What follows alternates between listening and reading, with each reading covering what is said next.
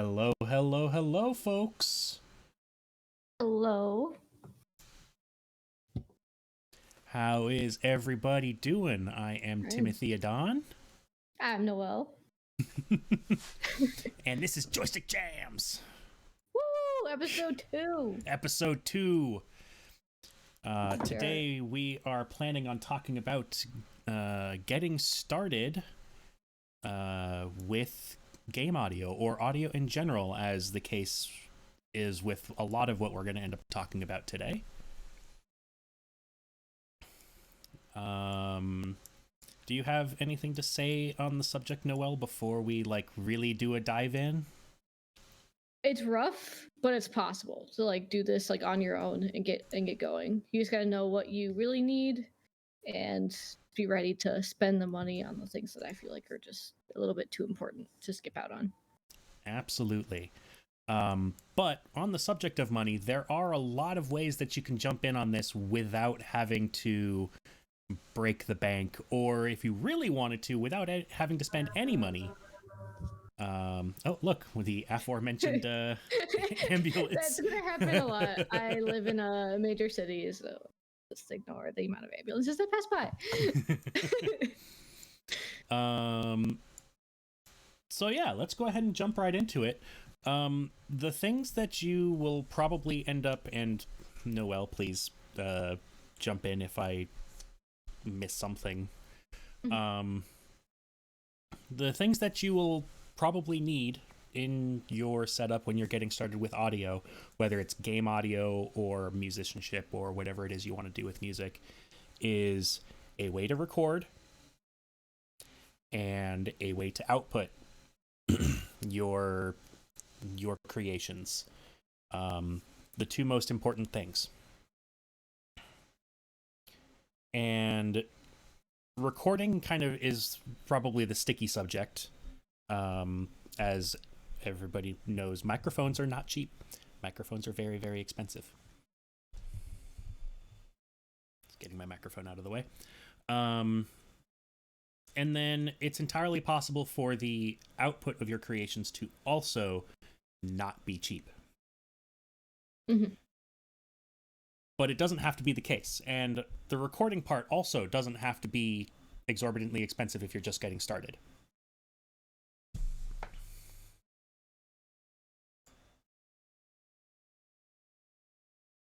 Okay. Yeah. Your turn, Noelle. That's not exactly where you want to kick it off, but I definitely agree with that. You need a way to record. You need a way to get it back out to the public in a sense. Also, another thing you should always invest in right off the bat is a headset or something that you can listen back on that you can trust, that you've tested. My recommendation is always just going and listening at a Best Buy or an audio place, just so you know, oh shit, this is exactly how the song's supposed to sound like, and you know it, and you're ready to go, and you like them. So these are my babies.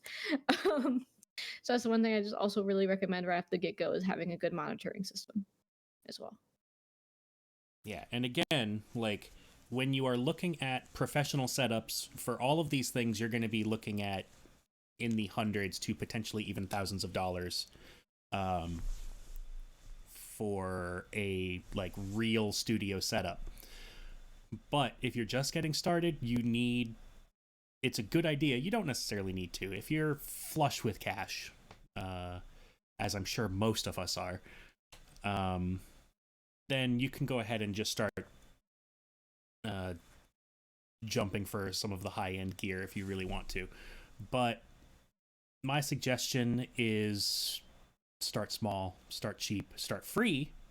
In a lot of cases, you can start out for free, and then start adding in the things that you think you need once you start developing what it is that your sound is. And all that being said, I think the initial things you want: microphone, audio interface, a digital audio workstation, and, as Noelle said, something to listen to your creations through. And the digital audio workstation, you can start off for free There's a couple different there's 2 or 3 different options for free digital audio workstations that are professional even. And decent headphones you can get for less than $100. That's probably the one that you're gonna have to spend money on, but it doesn't have to be a lot of money. For sure. And if a lot of them, you're still paying for the name. Like Yeah. if like they'll just brand name you, be like, oh, you want those ones? They're gonna jack them up for no reason. If you go and you find a $60 pair and it sounds the exact same type of frequency response, you just have to listen. Yeah. And cheap out that, like, not spend brand name. You don't need to. With that said, speaking on gear, I tend to use Audio Technica for my headphones. I think that's pretty much the only brand I've stuck with for my headphones. Is that what you're using too? Mm-hmm. Yeah. They're just good. Yeah. I've not needed to replace them. They sound crisp. No problems. They're comfortable. I start you're replacing wearing it them for a long time. I start replacing them when like the ears start like kind of falling off. Mm-hmm. But even then, that means that I've spent my first couple pairs of headphones were $100 each, and they've lasted me several years before I replaced them. So like in the grand scheme of things, $100 for headphones is not all that expensive. And again, you can still go cheaper. And a lot of the time you could probably get a used pair of decent headphones for really cheap. We should talk about used stuff. Reverb. I'm gonna add that to the list.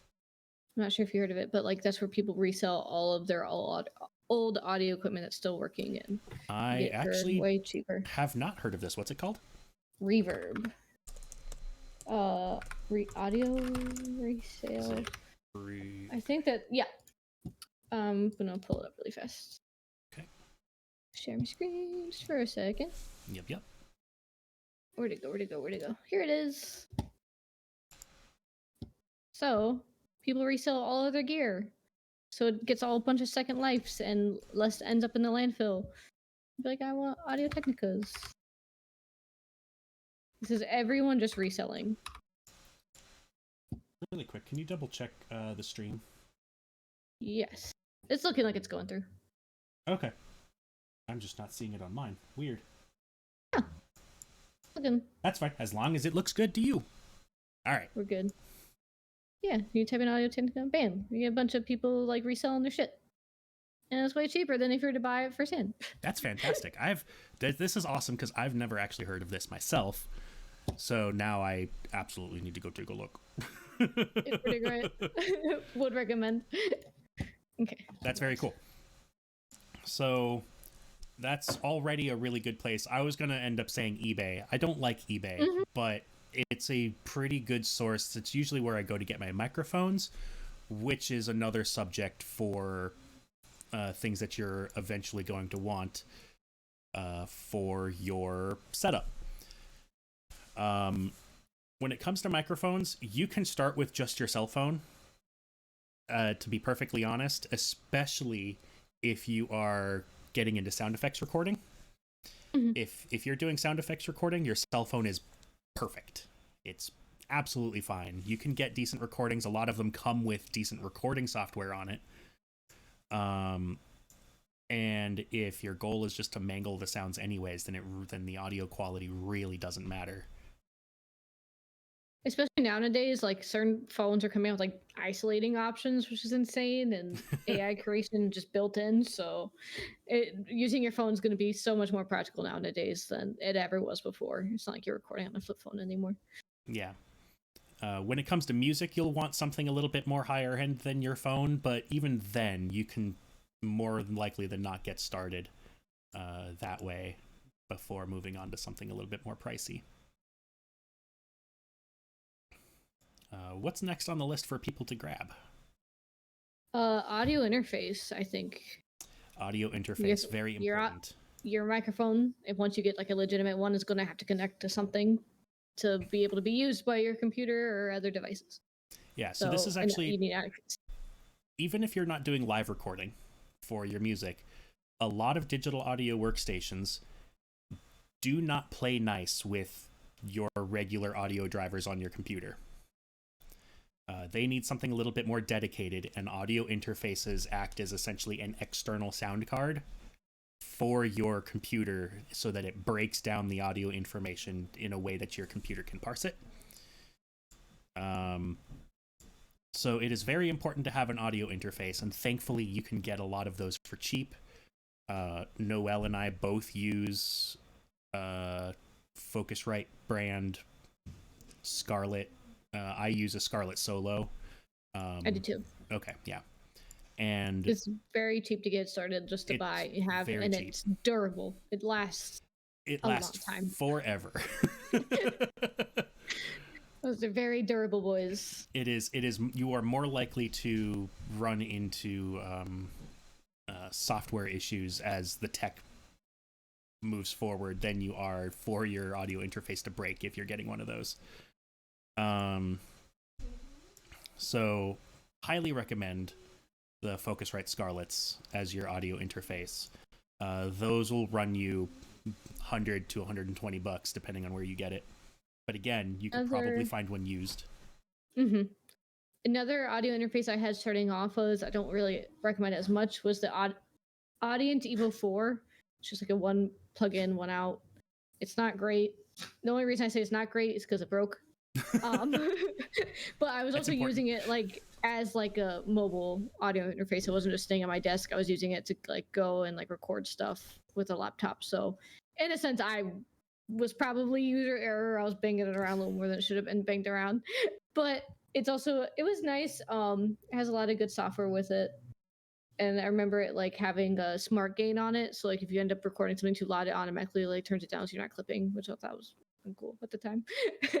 But I still will recommend the Focusrite for it being the same price, and the durability of that one, it's been 1,000 times better.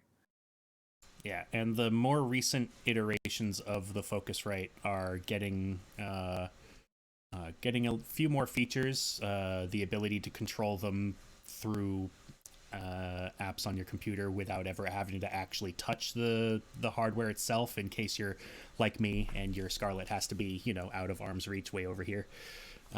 Makes it a lot easier to set everything up. Oh, so you can change the color of the gain knobs on Focusrite, which I think is so much fun. If you're like me and you want everything to be bougie and pretty, you get a color option. That's that you don't get that a lot in audio. Color options it's normally black, white, or red, and those are your options. So, which you want a color makes sense, because I feel like a lot of streamers use Focusrite brand interfaces for streaming, just whatever it is they happen to be streaming. They're not necessarily using it for audio creation or anything like that, but it just works as an in-between for an amp and whatever they're using for their streaming software. Oh yeah, podcaster. I'm sure almost every single podcast you see is using a Focusrite. Yep. With like no doubts in my mind. Simplest way to just get everything in. On the subject of microphones, when you do graduate from a regular phone, this one becomes a lot harder because there are many options. With different connectivity options as well. A lot of microphones that you'll find will end up being USB plug-in, and ultimately, while you can use those, since you have the audio interface anyways, you might as well get the better audio quality and get one that connects via XLR or quarter-inch cable. And you have a ton of options. Ultimately, they will all work. Some of them will be very low quality. I haven't had too many microphones myself. I think my first microphone was another Audio-Technica, but it has since broke, and I've just kind of gotten hand-me-downs, as tends to happen if you have a lot of audio engineer friends. They'll just like, hey, I have this microphone that I never use. There you go. So I guess the moral of that story is make friends with audio engineers and you'll get free microphones. In all honesty, just make audio engineer friends. It's always just handy. They have all the news, all the stuff, all the gear, all the, hey, did you know this is on sale? kind of info. Yeah, exactly. Microphones for me, it's going to be really dependent on like what you're wanting to do. So if you were running to start a podcast, sure, SM57B, but you're set for a long time. If you want to do more musical recordings, sure, SM57 or 58, the instrument mic or the vocal mic, Yep. I think are really durable, cheaper ways to get in. Are versatile. The joke behind those ones is that you can throw them at a brick wall and they will still function. Yeah, you don't have to worry about it breaking. And then like slowly from like those, you graduate. If you want to do more field recording and stuff, you're gonna eventually want to invest in a shotgun mic. Those are where it gets pricey, and they're also less durable. And you gotta like take care of them. And then they have attachments like, oh, you want to record outside, you need a wind protector. It's not like as simple as just having a vocal microphone pointed at your face. You gotta those take ones in the environment. You're gonna be opening up your wallet for those ones. But even in those cases, there are again cheap multi-purpose options. But this is the case where it starts going to you get what you pay for. Everything is usable. My first field recorder was a Zoom H1. I don't know if those are still in production. I think they are, but it was $100 for a simple stereo recorder that I was using for field recording, and it was not great. It picked up every single noise under the sun, which is good and bad. But once you start getting into needing microphones, you're gonna want to do your research, and again, you get what you pay for with your microphones. I used Zoom H4N was the first microphone I bought just because I had that stereo. It comes with a stereo pair on it, and then you're able to plug in external devices on top of that. So once I got my shotgun mic, I would record fully through it and then transfer it to my PC. It was great. Yeah. But it is what it is. Yeah. My first one was the Zoom H1, and after that, it took a very long time before I decided to get another field recording setup, and I went the expensive route and wound up spending a couple grand on Zoom F8, which is a 8 input microphone thing that's battery powered, so it's easy to take outside. And a very expensive Sennheiser 416 as my shotgun mic. You dished out for the 416. I dished out. Yeah. That's crazy. I thought I was balling when I did the $300 MKE Sennheiser. I think it was I got a combination of school financial aid reimbursement and tax money and a big audio commission that I had gotten paid for. Nice. So that's definitely a good purchase with that. Yeah. One thing with the Zoom F8 that also puts you in like a position where with 8 inputs and outputs, you could easily go and be like, I'm available on a set. I have a 416. I have a recorder. Do you need on-set audio? Yeah. And then you could rent lavs, and then bam, now you're also a film recorder or TV recorder. That fast with that kind of equipment. It's very versatile. Yeah. But again, that's the higher money area, and that's like what you're kind of looking towards in the future, depending on where it is that you're planning on going with your audio. Certainly not where you would be starting. Please don't be like me. So much fun. It has all the buttons. It does have all the buttons, and it lights up, and it's very cool. It makes me look very cool. The guy's telling me to buy it at the store. He says this is top quality.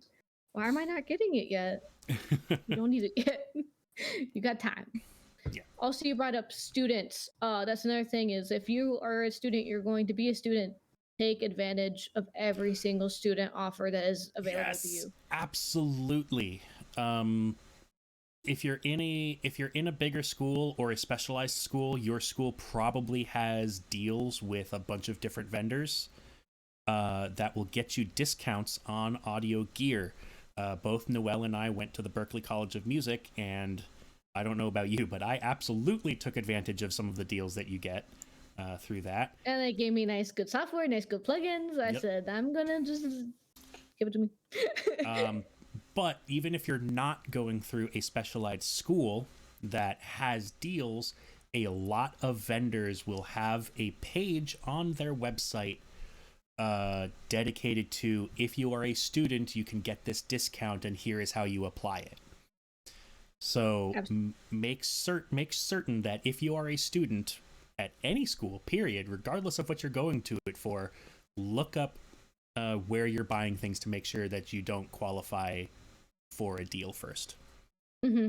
Anything, almost any kind of gear or software website has a enter your student email and you'll get so much off. That's also really good for getting a starting DAW. If you're still in school, Pro Tools has a student option where you can pay monthly instead of dishing out a shit ton of money. That's how I stayed with Pro Tools for as long as I did, was my student email. So it's so important to be using that kind of gear, especially when you're getting started. My first DAW, as well as my first software instruments, were all, I got like really good discounts on because I was a student. Up on those deals. Important. Yeah. As much as we all sink into college, might as well grab as much as we can since we're doing it. Yeah. It's important to note that some places will give you a discount and after that you're done. Other places will be like, you're going to get a student discount, but you're not allowed to use it commercially until you buy the full version. So, you know, in certain cases, you're going to want to keep an eye out on that, but most of the time that's not the case because a lot of places just don't want to deal with it. But, you know, keep your eye out. Down. But no, for sure. I student deals are the best things in the entire world. Yeah, absolutely. Let's see. Also, on the subject of deals, a lot of companies, especially audio software companies, will have very steep sales or even give things away for free if you are paying attention. My favorite delay plugin was free when it first came out, and it's Isotopes DDLY delay plugin, and it's not free anymore, but they were giving it away for free when it first came out. And it is my favorite delay plugin. There are so many free plugins that exist that get you so far. Yeah. just to have in your wheelhouse, to have ready to pull, it's insane what people are giving away. On that subject of free audio, let me share my screen real quick and we will talk about some of these.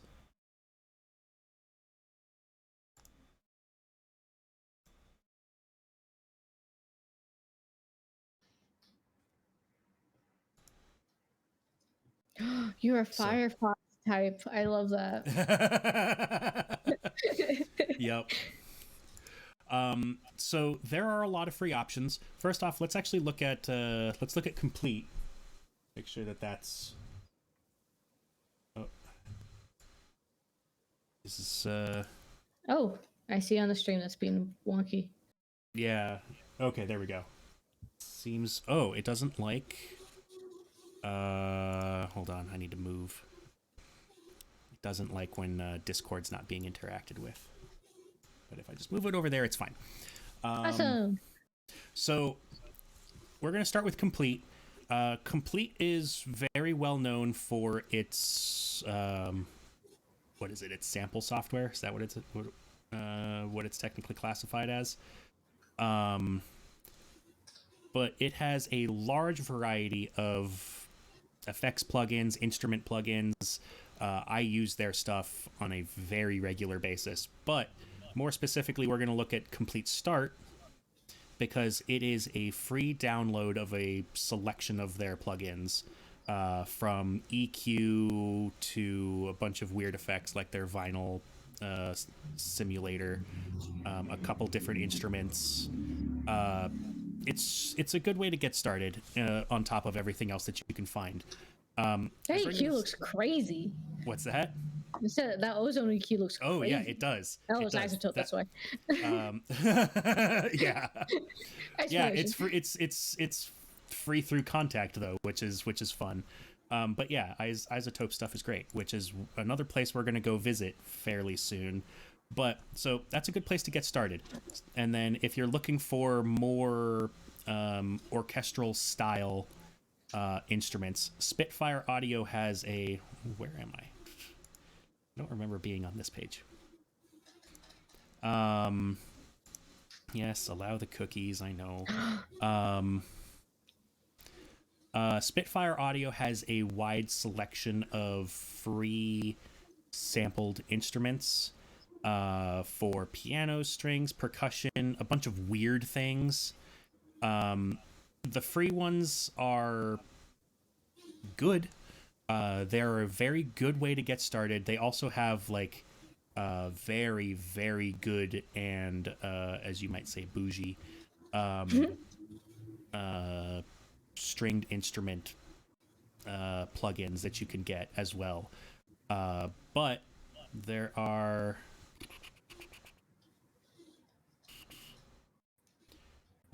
do you make it easy to find your free plugins? Because that's the page I thought I was on. It can't be easy to find anything that's free. There you go. Labs.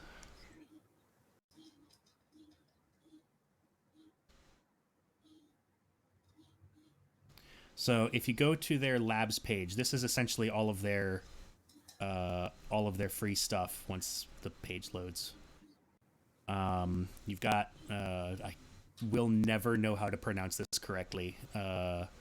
Boolean pipes. I think I'll buy it. Keys, yeah. Bells, synths, voices. Oh, they have Gaelic voices too. They've added a number of things to this since the last time I've actually taken a thorough look. Ooh, cello moods. Yep, we love the cello moods. And all these connect, I guess, like an instrument through like contact or something, right? Yep. Which I have, which I can also share my screen because I have. These instruments are actually not through contact. They have their own player. Nice. Let me. Oop. Oh, my computer is experiencing problems with all these things open. It's a lot. It's a lot. Change window. Also, another thing we didn't mention, if you're going to be in the composing side of things, I would definitely recommend getting a MIDI controller. Yes. I spent a long time without one, and I was able to kind of make it work. But as soon as I got my first MIDI controller, it really, even if you don't know how to play piano. Stop streaming. And I have one. What's that? You have one?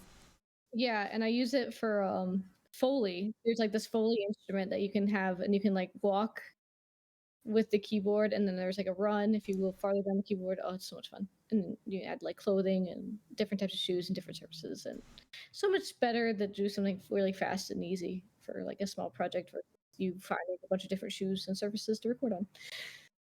So there's also like sound effects you can use with the MIDI controller. Yeah, that's actually an important thing to note. So I do a lot of music. I also do sound effects, but I do a lot of music. Noelle does sound effects and does not do music. Not at all. Yeah. So while I have practiced playing piano, am not a piano player. And I have no interest in being a piano player, if I'm perfectly honest. It is not a requirement that you know how to play piano to do any of this stuff. I am unable to share anything else. My computer is at its limit. Do you have anything you want me to pull up really fast? I was just going to show what the plugin looked like for Spitfire. I don't have. But it's not letting me share anything at the moment, so... Computers. Yeah, computer will be a computer. Is it like this? I'll share my screen really fast. Yeah. Yeah, that's what it looks like. So that's all I got. I can't click on nothing, but That's fair. UI and audio is always a bitch to look at half the time. It's my biggest pet peeve. Sometimes you get like a plugin, you're like, what the fuck am I looking? There can be a lot of buttons. There are a lot of buttons. But this seems very simplistic and easy to handle. Let's see, what else? And for free stuff, again, there's a lot of places you can get free plugins for effects and instruments. We were talking before the stream started that a really good reverb that's free is Valhalla Supermassive. Mm-hmm. It's a free reverb plugin. There's also a paid one. I have the paid one, but I use both for different purposes because they both sound really good and they're a little different. Valhalla Supermassive, really good. So whatever DAW you decide to use occasionally comes in with a bunch of plugins.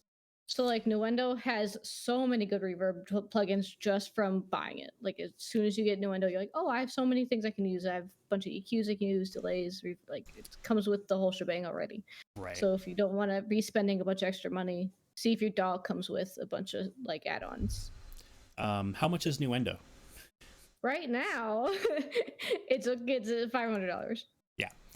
They just announced Nuendo 13 though, and I have Nuendo 12. And honestly, $500 for a DAW, not bad in the grand scheme of things. I know that sounds like a lot of money, and it is. That's a Cyber Monday 50% off deal. By the way. Okay. Well, that is like that is the most affordable you're gonna find it. Yeah. Is through a Cyber Monday. My first DAW was $300, I think, when I bought Cakewalk. Now Cakewalk is free. Right. I don't think we mentioned that there were free DAWs, but didn't actually mention what they were. No. So DAWs tend to be very expensive. They will range anywhere from $300 to $1,000, with a few exceptions.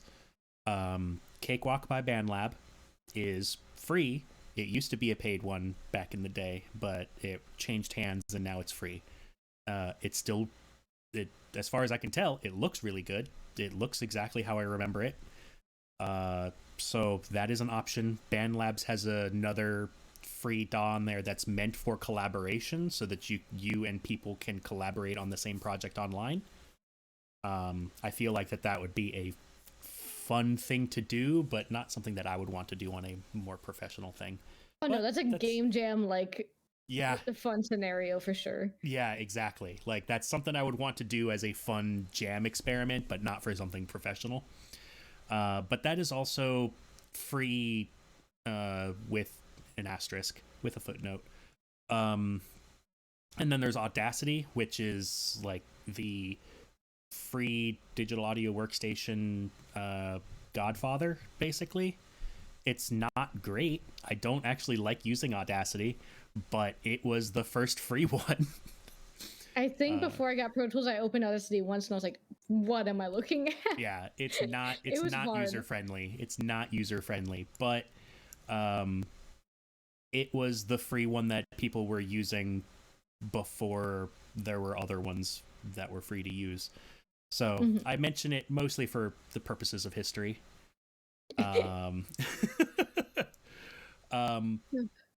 But even for a cheap one, I use Reaper, and Reaper is only $60, which for a DAW is absolutely nutty because it has all of the features. It doesn't have built-in plugins. Well, I mean, it does, but it doesn't have good built-in plugins like Nuendo does, or Cakewalk did back when that was a paid software.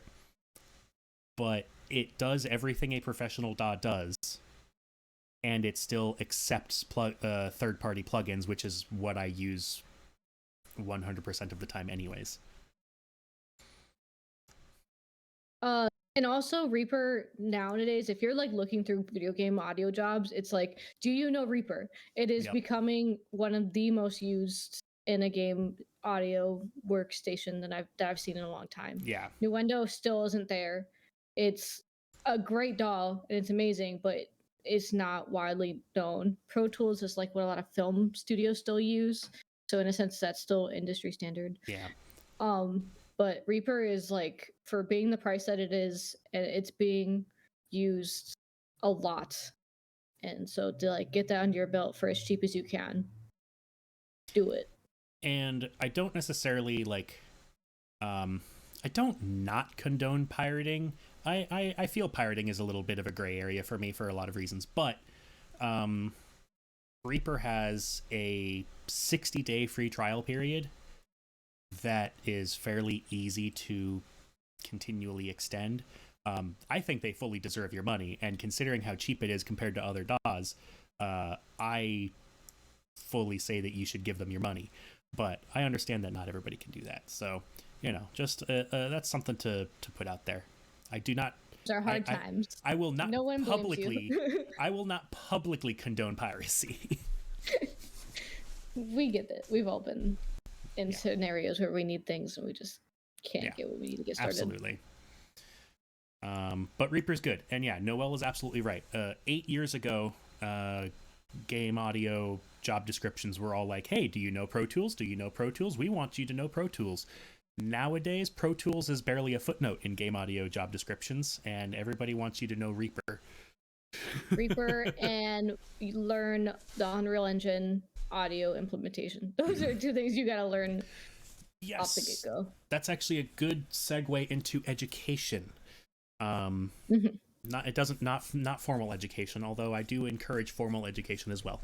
When you're getting started, it's good to know where you would like to get started, and just buying all of this stuff or not buying all of this stuff and jumping into it is a good way to learn, but that's not necessarily how you want to learn. Not everybody likes learning that way. I, for one, really like formal education, but formal education is also very, very pricey. So there are alternatives. One of those alternatives, or a lot of those alternatives, being books. A lot of what I learned is through books and YouTube. For getting started. 100%. We love YouTube Academy. Yeah. YouTube is great. You'll learn a bunch of like YouTube is where you go once you start having like your specific questions, like, oh, I want to try to implement this type of thing I've never done before. Has someone done it? How do you attempt to get it to work? That kind of thing. Absolutely. And it's important to know where it is that you want to go, because even saying like there are books and there's YouTube, it's important to know what it is that you want to be doing with all of this audio stuff. Or are you wanting to be a Noelle and go jump straight into all sound effect stuff and do field recording and Foley and the editing in that? And then that's a really good place to try and go focus. Do you just want to be a composer or a musician? Good. We have resources for that as well. Do you want to be an audio integrator? Do you want to know more about game engines? Okay, then there's places to direct you for those particular instances. And it's important to know because it can be very easily overwhelming with all of the information available. Sure. And I also recommend that like once you know where you want your foothold to be, is to definitely then start kind of learning how to be kind of a jack of all trades.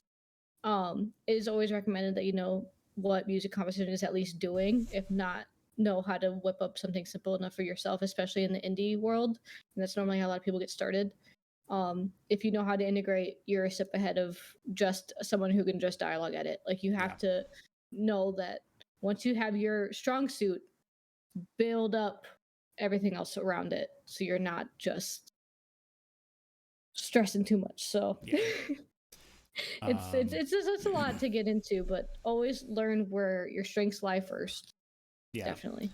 And try not to take in everything all at the same time. I started off as a composer, and then through necessity wound up doing sound design.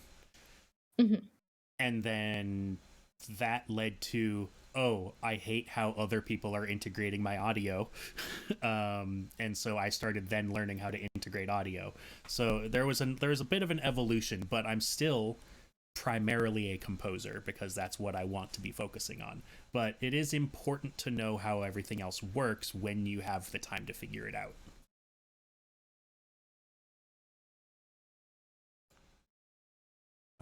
Books I would recommend, though, I have them on my shelf right here.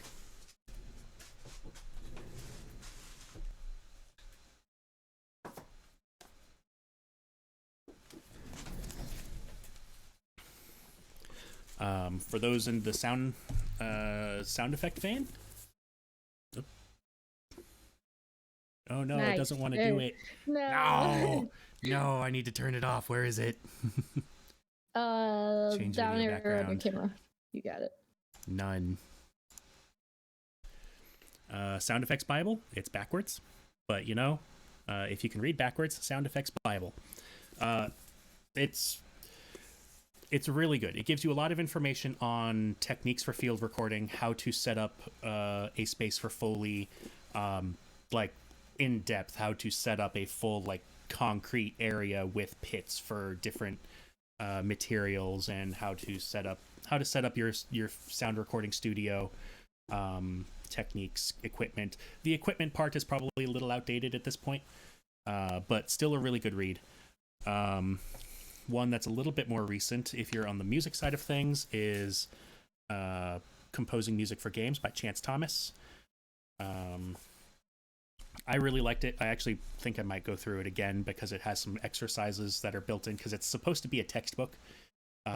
Never would I have thought that I would willingly buy a textbook, but here we are.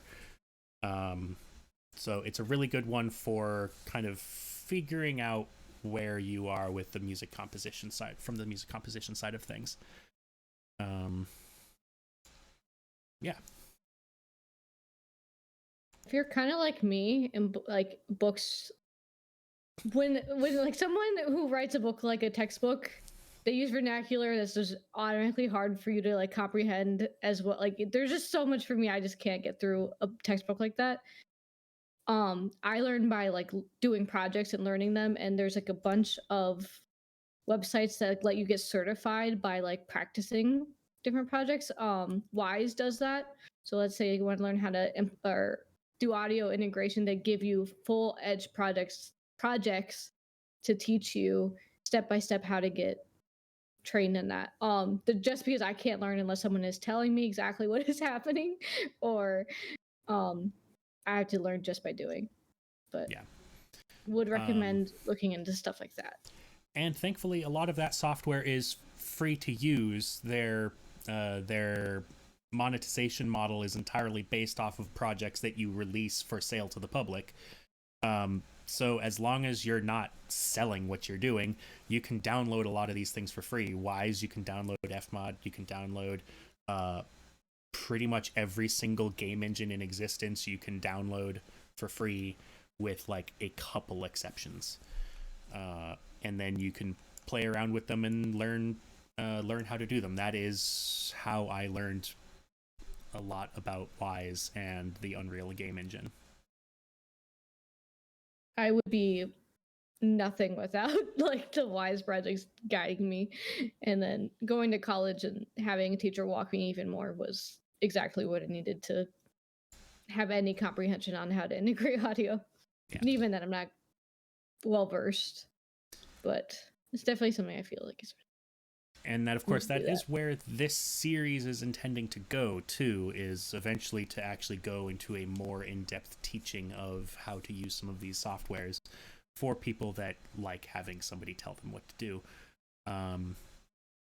Because there's also, in a lot of cases, the resources are spread out amongst a number of sources. And that can be a little bit hard to find. So once you do find, even if it's not us, I forgive you. If you do find a source of information that you really like, definitely hold on to that and continue following it, because you will only end up getting stronger by learning more. More useful. The whole goal is to be the most useful person, I think, exactly, when it comes into being in the game world. And the most helpful. People like it when you're helpful, and and knowing your stuff and being willing to share that stuff is very good. That's the one best thing about the audio industry. I feel like that has been a universal thing. No one's ever really been gatekeeping in audio. It's like, hey, look at this cool thing I have, and then look at what I can do. Yeah. If we were gatekeepy, we wouldn't be doing this. But I do very much appreciate the game and audio industry for always being willing to be like, hey, look how this was made. It feels inclusive. And like everyone can start. Yeah, I've always appreciated that. Me too. Okay. All right. What let's else? see. Looks like the last thing we haven't necessarily talked about is networking. Yes. If you're like me, hate it. Worse. So networking in this instance, if you're a software engineer, then networking is very different to you. But networking in this instance is going out and being social in your industry. A lot of people really don't like that. Honestly, I questionably like it. Yeah. I hate it. I can't stand it. It's my biggest pet peeve. I'm the worst at it. I'm a very awkward person meeting people for the first time. And, I want to pitch myself and I can't do it because I'm too scared. But it's very, very, very important. Yes, and it is insanely I can't deny important. And essentially, so let me break this down for you. I've actually given a talk on the importance of networking before. I've done it a couple times, actually, now that I think about it. Networking. A lot of people think that networking is about talking to people in order to get a job. And that is partially true, but not really the main goal. The main goal of networking is to go and make friends. But specifically friends that are within the industry that you want to be working in. Because more likely than not, the people that you are networking with are not going to be the ones giving you jobs. It is going to be the friend of a friend that is going to be the person giving you jobs. Or the education, or the internship, or the meet and greets, or what have you. So it's very important to, and of course we're talking long game here. It's very important to get networking. And of course this doesn't matter what industry you're in. I'm talking about this from a game audio perspective. Noelle worked or has worked in the film industry and in the game industry. But even if you're a musician or a manager or literally any industry, networking is very important. And of course, there's a lot of different ways that you can network. I tend to, pre-COVID, I would frequently. I live 2 hours away from Boston. I would frequently drive out to Boston, in order to go to networking events, in order to meet other game developers or game audio folks. And I would also go to more local events. I would periodically go to internet events. I'm less a fan of doing internet events because I like being able to meet somebody face to face, but that's not always possible.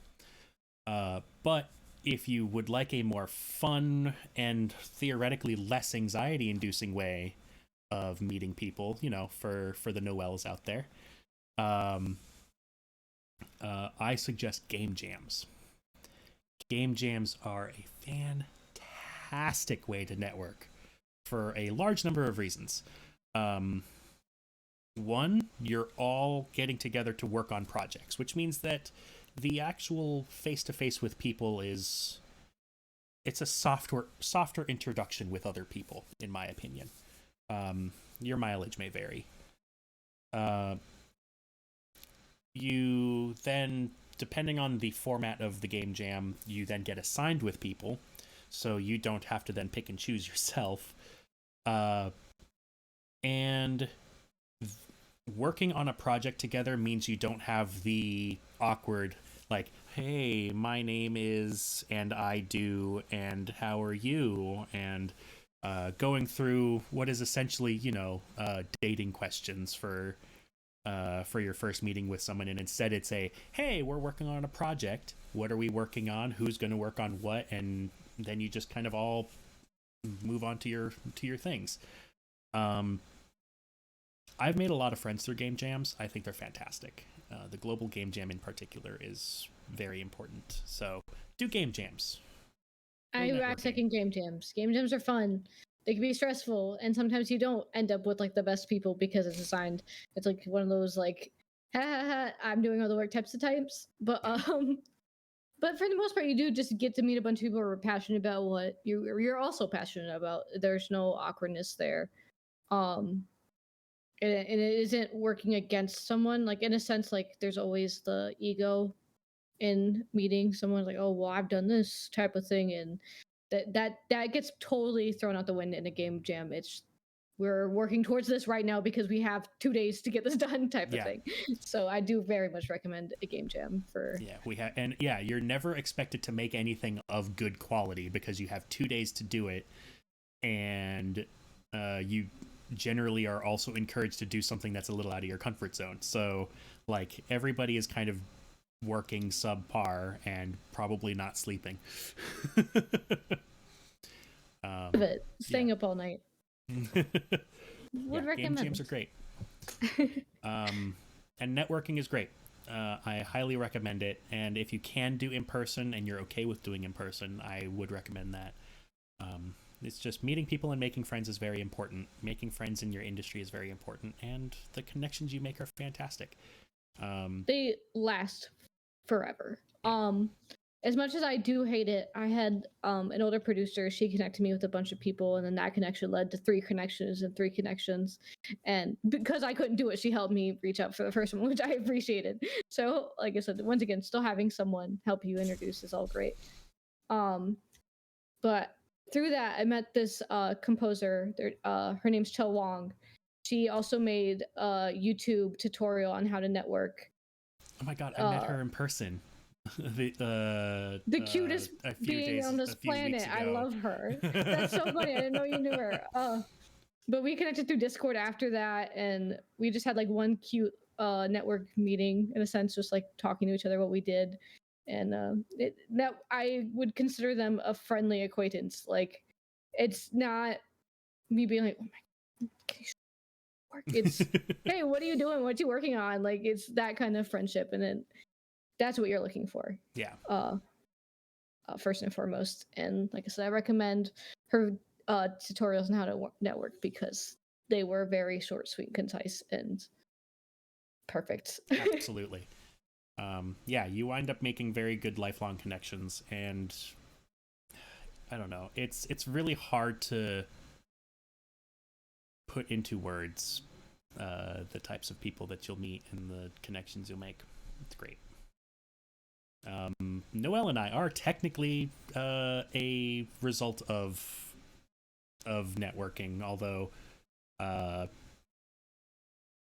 school-based networking. Adam, who is not here, is also a part of that. This whole thing put together because we met through school, which is a form of networking. School is a really good way to meet people and make connections like that. I loved the school I ended up going to because Berkeley was just my online certificate, but like I went to a school called Flashpoint for like actual schooling, and I got to walk in and like the atmosphere of all these people loving their craft and then having all those connections afterwards is just the cutest fucking thing in the world. I felt like I was on the set of Victorious every time I walked into my fucking school. And if I can get that time back, because it got cut short because of COVID. But it was so much fun. Every day you walked in, all the audio students were sharing their fucking new beat of the day. And I was just like I can make this cool sound. That's very cute. So it was just so much people, like so much of like a fun loving, like, oh my God, that's sick. How about you try this? Like, it's such a welcoming atmosphere to be in a group like that. So there is a lot of perks to making friends and loving what you're doing in audio, and is recommended. But if you're shy like me, It takes a minute. It does take a But minute. there's a lot you can do to make it easy. Game And of jams, course, yeah. other things. Know your strengths. I think we mentioned this already. I think Noelle specifically mentioned this already. Know your strengths, and you know, if you wind up being uncomfortable, it's okay. Like, baby steps. Push yourself to get out of your comfort zone. But if it's painful, you know, don't make yourself like a anxious mess. In the attempt. So just assume that everyone in this industry is also an anxious mess. Yeah. You're in a bunch of game audio nerds. If anything, just talk about games. Fuck off about what you're doing. What game are you playing right now? You're instantly making a friend. That's it. That's how simple. It's way more simple in this industry, I think, to network than like a corporate type of scenario. You all have an interest. Exactly. Find somebody who's not currently engaged in a conversation, go up, introduce yourself, and then ask what they're playing. You don't have to say what your job is, what your career goal is. You don't have to do any of that. Just ask them what they're currently playing. Get into a conversation. It doesn't have to be work related. It's just about it. Don't make that the thing, because then it does feel salesy and it isn't genuine. And you won't make genuine relationships if you're constantly just like, here's my business card. It's not going to work. In fact, it'll get thrown in this other guy's huge pile of other business cards. Yeah. You want to make a friend. It's really easy to get caught up in the idea that networking is strictly about business, and that's not really the case. It's about making friends in your industry. Making friends is the important part of that segment. Even if you don't get like a job, you can be like, hey, friend that I made, I'm struggling with X. How would you approach something like this? Yep. And now you have a whole resource of information because you know that they do that. And that's just dope. I like having resources. That's like my biggest thing. The more resources you have, especially if you're still new, is unreplaceable. And then the friends, like, that's, like I said, what I love about audio is that everyone's always willing to share and be friendly, and we're all nerds and we all like to talk about what we do. I think that's kind of what it is. And it's fun to be excited for other people. Oh yeah, 100%. Like, oh shit, you're on what? Damn. We love a hype. Yeah. Yeah, it has a lot of plus sizes for someone who's stressed. So don't eat into it that much. It's fun. Yeah. Make it fun. Make it fun. Exactly. Bring a board game. Board games are great. Everyone loves a good board game, but keep the instructions slow, because if you're like me, my attention span is 0. Yeah. Bring bananagrams. Bananagrams is a good one for any number of people. Uno. Classic. Uno. Yeah. Bring Uno. Everybody will laugh about Uno. We all have access to Uno. All right. Anything else we need to talk about before we get done? I think that we hit about everything in this. I think we did.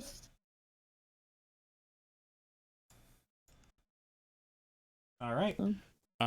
Well, As I said in this, every Xbox comes with Uno. Yeah. Every Xbox comes with Uno. That's the funniest thing. All right, so we are going to go ahead and be done. Our hour is up. If anybody has any questions, please get in contact with us at our email, which is Joystick Jamz at gmail.com. At gmail.com. Was it? Yeah, it was a Gmail account. Yep. That's the one. Joystick Jamz at gmail.com. You can also find the VOD for this. If you need to rewatch it, you will find segments of this VOD on YouTube, on our channel there, as well as potentially TikTok, maybe down the line. Yeah. And so I hope you folks have a very... Oops. Oh, man, I lost the Discord video again because I am silly. So I hope you folks have a very, very lovely night, and we will talk to you again or more specifically, Noelle and Adam will talk to you again in 2 weeks at 6 o'clock, 6 o'clock Eastern time on Sunday, whatever day that is, which is next week. Yeah, not next week. 2 weeks, Next, right? next. Next. The 3rd. Yes. So yeah, we will see you then. Bye.